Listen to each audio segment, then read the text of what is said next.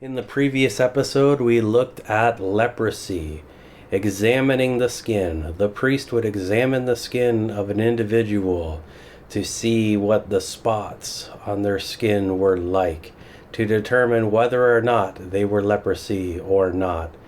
And there were several different types of spots that could be considered a form of leprosy. Leprosy in the Old Testament, here in the book of Leviticus, is much expanded than what we would call modern leprosy, or the modern interpretation of leprosy. For leprosy in the Old Testament is more of a classification of ailments rather than being a specific individualized strain of bacteria that causes it, which is what we do in the New Testament. So beyond the skin conditions, we also saw a leprosy of the cloth and clothing article, whether it was made of different fibers or animal skins or animal products, and how that all related. And the priest had his methods for determining if that was a leprosy of the cloth or not. So it was interesting. It was a little different, but it was certainly interesting. And in this chapter, we're going to look at the cleansing process of leprosy. Leviticus 14:1, and the Lord said to Moses, 14:2, this shall be the law of the leper on the day when he is to be pronounced clean. He shall be brought to the priest at the meeting place outside the camp. 14:3, the priest shall go out of the camp to meet him, and he shall examine him, and if the disease is healed in the leper. We have an individual here who had leprosy and was a known leper. He had the disease, but now he is cleansed of the disease. So he's still at the edge of the town. He's still considered unclean. As a leper, he is not allowed to enter into the camp. So as a result, the priest has to go out and see whether or not this thing is true, that this leper is cleansed of the disease. So the priest goes out and he sees the leper and verifies the state of his skin. Leviticus 14:4, then the priest shall command to take for him, who is to be cleansed, 2 living clean birds, and cedar wood, and scarlet material, and hyssop. 14:5, and the priest shall command to kill one of the birds in an earthen vessel over fresh running water. 14:6, as for the living bird, he shall take it, the cedar wood, and the scarlet material, and the hyssop, and shall drip them and the living bird in the blood of the bird killed over the running water.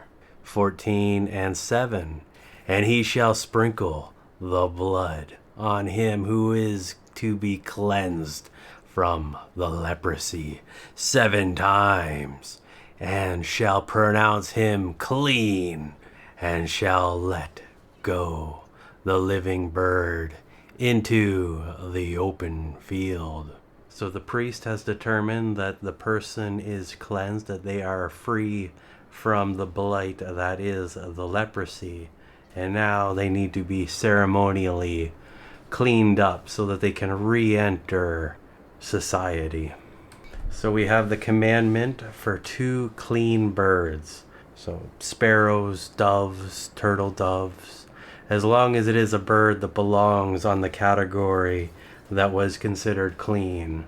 And these birds also have to be without blemish, because God does not do blemishes in offerings. Then we have the cedar wood.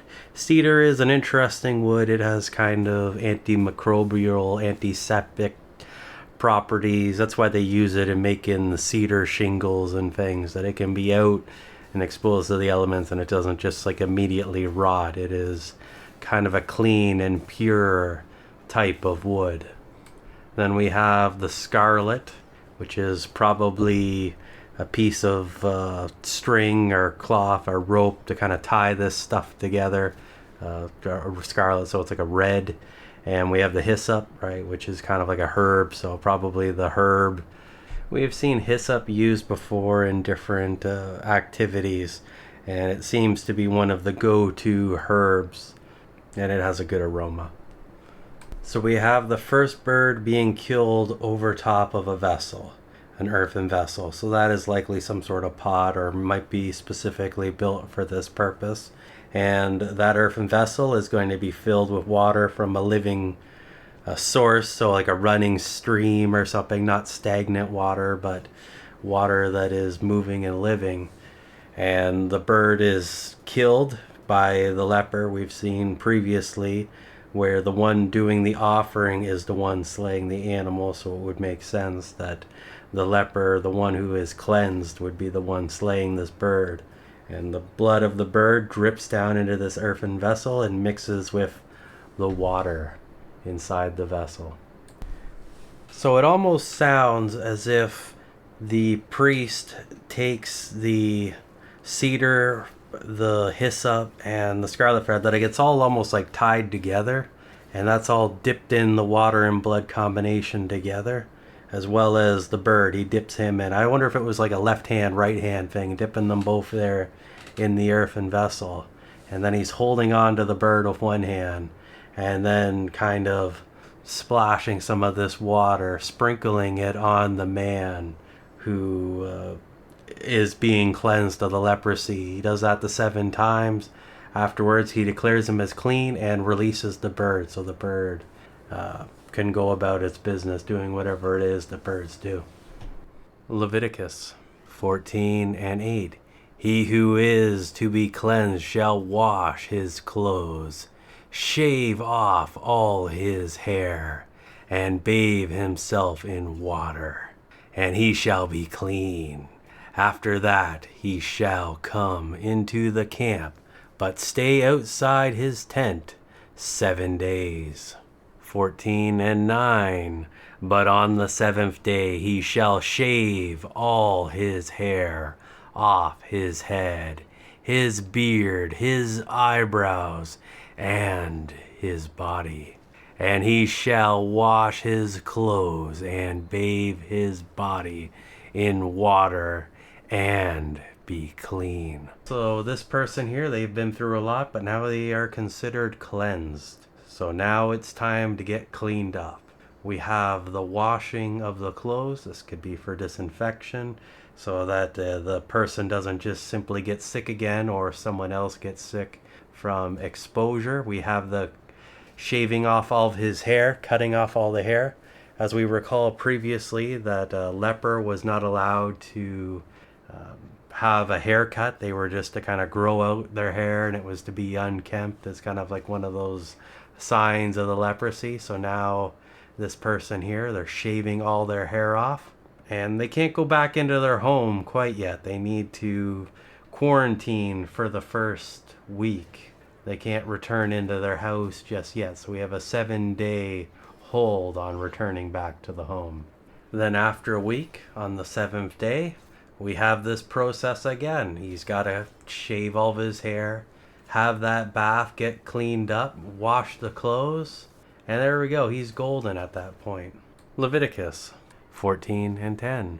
On the 8th day he shall take 2 he-lambs without blemish, and 1 ewe lamb a year old without blemish, and 3/10 of an ephod of fine flour, for a cereal offering, and mixed with oil, and 1 log of oil. 14:11. And the priest who cleanses him shall set the man who is to be cleansed and these things before the Lord at the door of the tent of meeting. 14:12. The priest shall take 1 of the male lambs and offer it for a guilt or trespass offering, and the log of oil, and wave them for a wave offering before the Lord.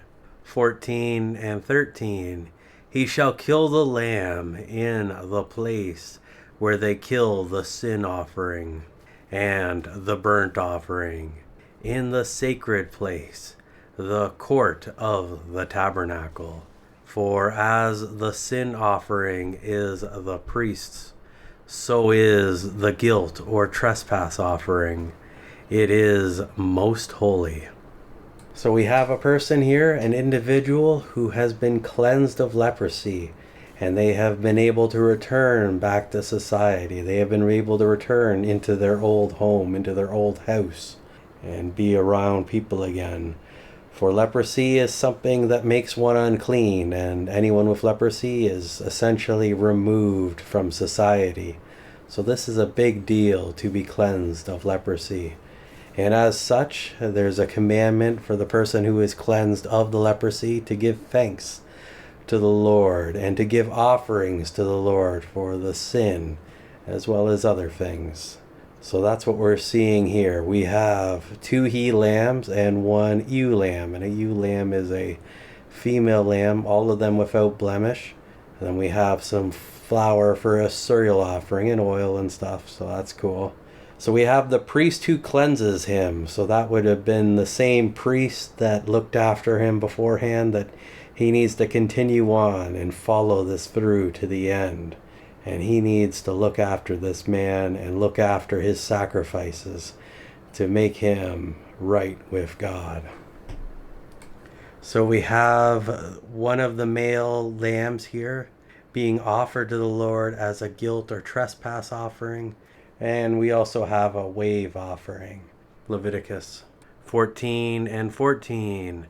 And the priest shall take some of the blood of the guilt or trespass offering, and put it on the tip of the right ear of him who is to be cleansed, and on the thumb of his right hand, and on the great toe of his right foot. 14 and 15. And the priest shall take some of the log of oil, and pour it into the palm of his own left hand. 14 and 16. And the priest shall dip his right finger in the oil that is in his left hand, and shall sprinkle some of the oil with his right finger 7 times before the Lord. 14 and 17. And the rest of the oil that is in his hand shall the priest put some on the tip of the right ear of him who is to be cleansed, and on the thumb of his right hand, and on the great toe of his right foot, on the blood of the guilt or trespass offering, which he has previously placed in each of these places. 14 and 18. And the rest of the oil that is in the priest's hand he shall pour upon the head of him who is to be cleansed, and make atonement for him before the Lord. 14 and 19. And the priest shall offer the sin offering, and make atonement for him who is to be cleansed from his uncleanness, and afterwards kill the burnt offering. 14 and 20. And the priest shall offer the burnt offering and the cereal offering on the altar, and he shall make atonement for him, and he shall be clean. This is a very interesting ritual we have here, and the only thing that sounds similar to this is the anointing process of Aaron and his sons when they were anointed in to the functionality of the tabernacle. In that section we saw a similar thing with applying the anointing oil on the ear, the thumb, and the big toe. So in this section here, it is almost similar to that, in the sense that this person has been ostracized from society. They have been removed from society. They have been separated. And this procedure here is bringing them back into the realm of the living, into the family of the Israelites yet again. And that's kind of cool and that's kind of interesting. The funny thing with leprosy, though, is that as a uncurable disease and something that doesn't really have a remedy, that it could only be delivered by God. And yeah, we got the modern leprosy vaccine or whatever, and I think it can kind of stop the progress, but it doesn't reverse everything. It doesn't bring someone back to the state before they ever had the disease. So the only time that this may have ever happened, this offering, was that event in the New Testament when the Lord cured a man of leprosy, and he's sent him on his way to do this offering or whatever. So I don't know. That's certainly a possibility. Maybe there was other people that got cured from leprosy in the middle of that in some other time frame.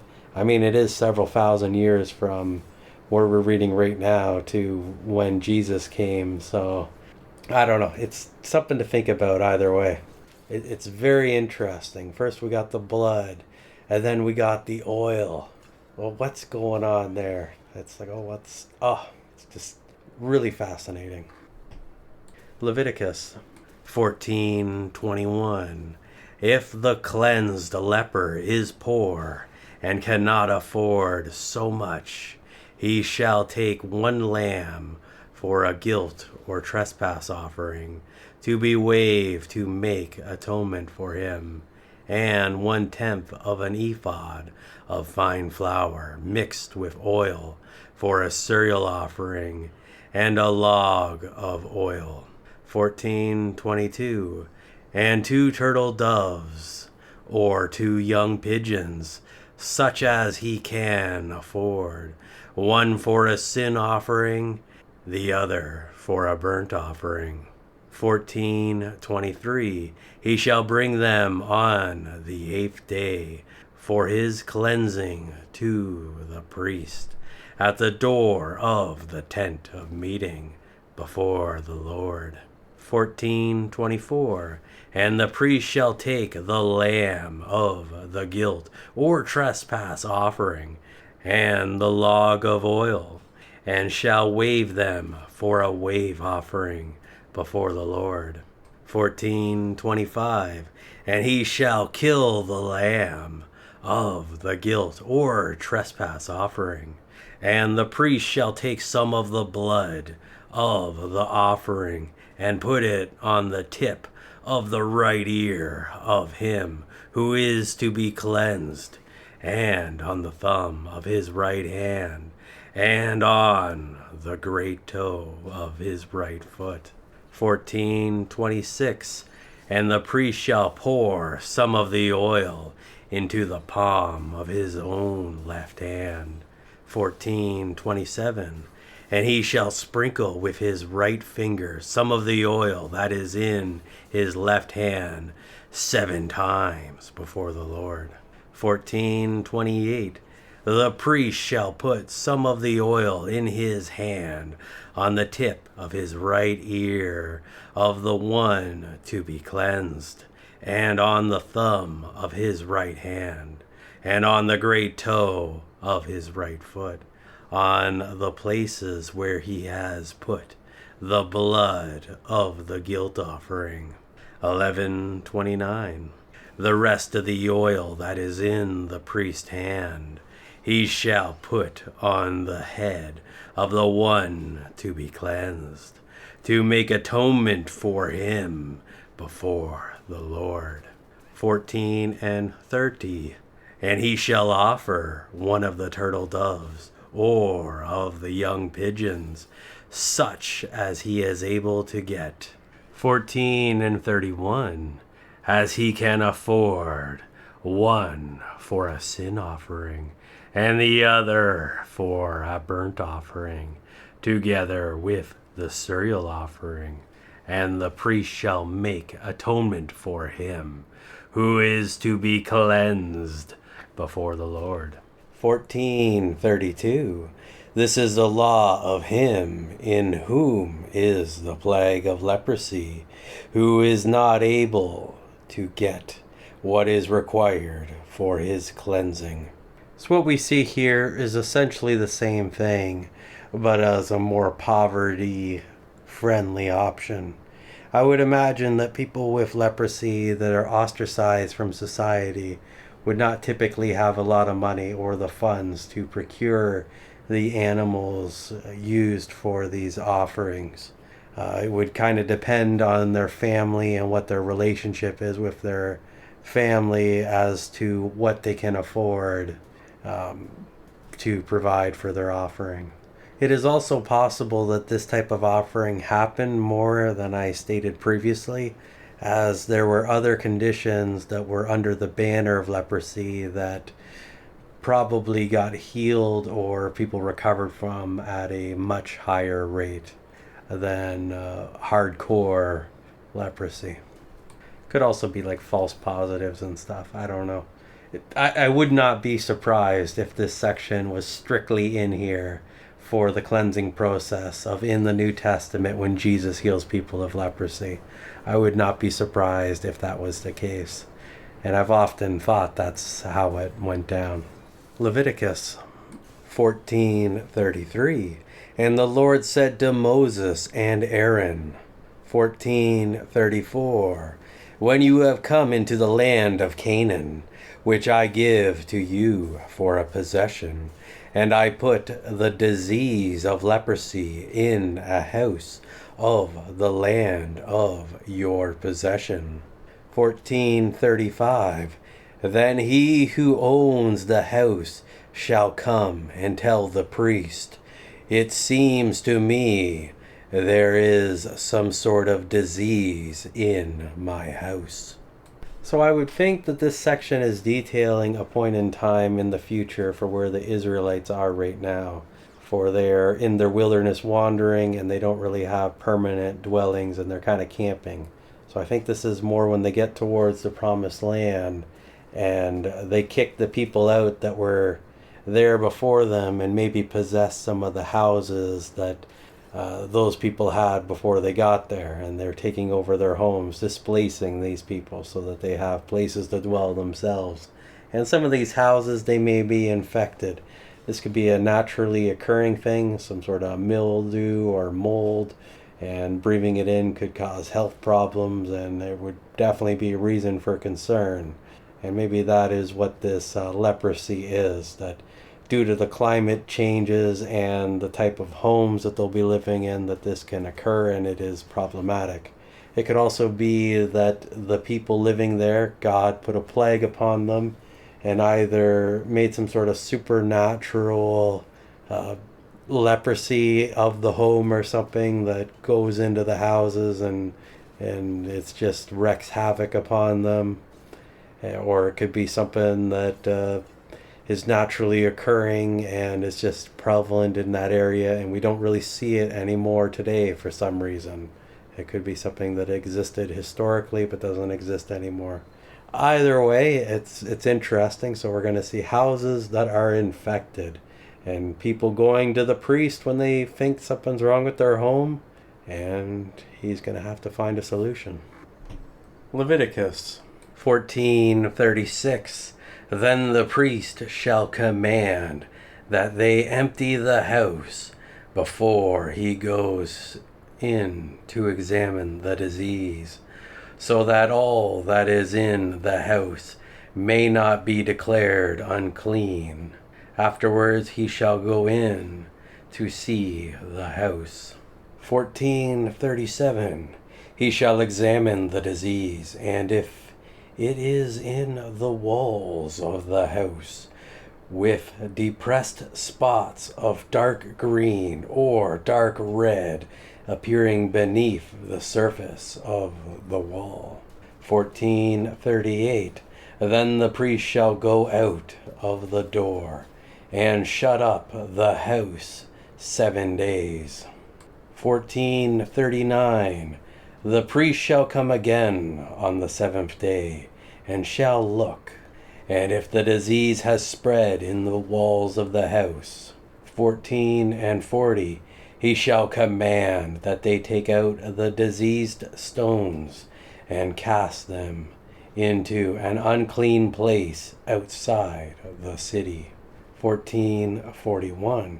He shall cause the house to be scrapped within round about, and the plaster or mortar that is scraped off to be emptied out in an unclean place outside the city. 14:42.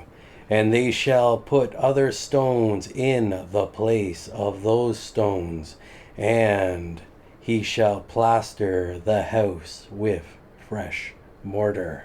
14:43. If the disease returns breaking out in the house after he has removed the stones and has scrapped and plastered the house. 14:44.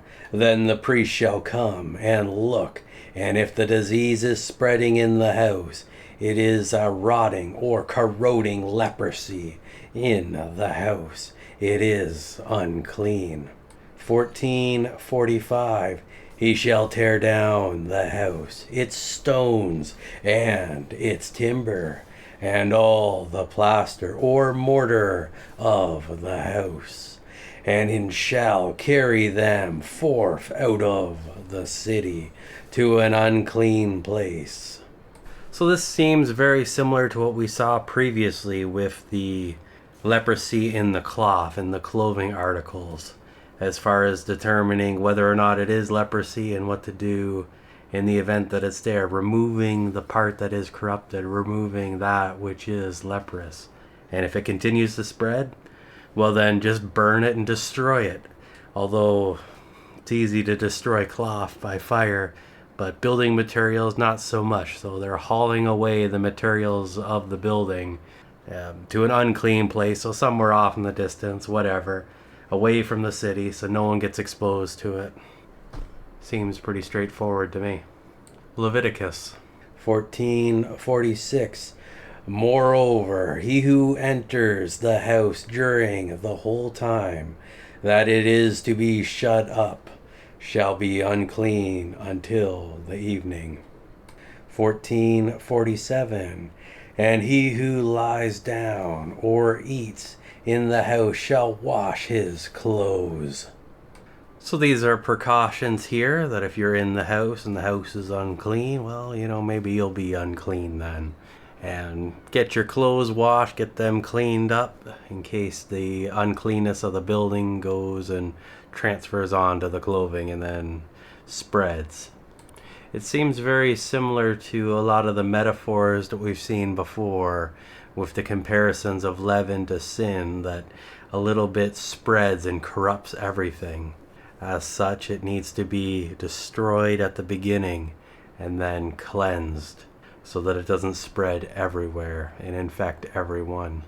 Leviticus 14:48. But if the priest inspects it, and the disease has not spread after the house was plastered, he shall pronounce the house clean, because the disease is healed. 14:49. He shall take to cleanse the house 2 birds, cedar wood, scarlet material, and hyssop. 14:50. And he shall kill one of the birds in an earthen vessel over running water.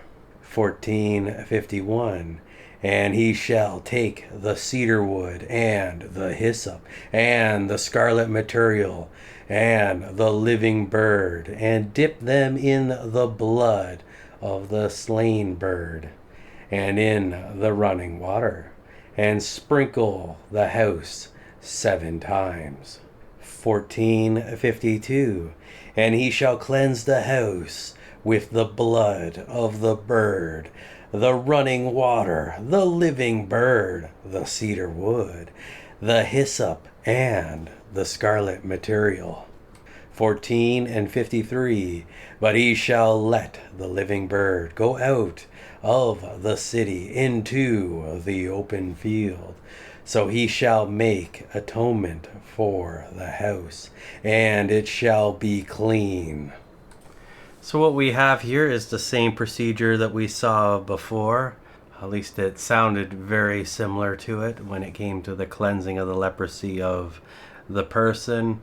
Mind you, there is key differences because the house does not have an ear and a thumb and a toe. So it is similar in many sense, but there are key differences. But the idea is the same, that the ritual is to cleanse the house and make the house clean again. Leviticus 14:54. This is the law for all kinds of leprous diseases and mange-like conditions. 14:55. For the leprosy of a garment or of a house. 14:56. And for a swelling or an eruption or a scab or a bright spot. 14:57. To teach when it is unclean and when it is clean. This is the law of leprosy. So the way this chapter ends really implies that this chapter and the previous one are to be read together as one complete unit as far as leprosy goes here in the book of Leviticus.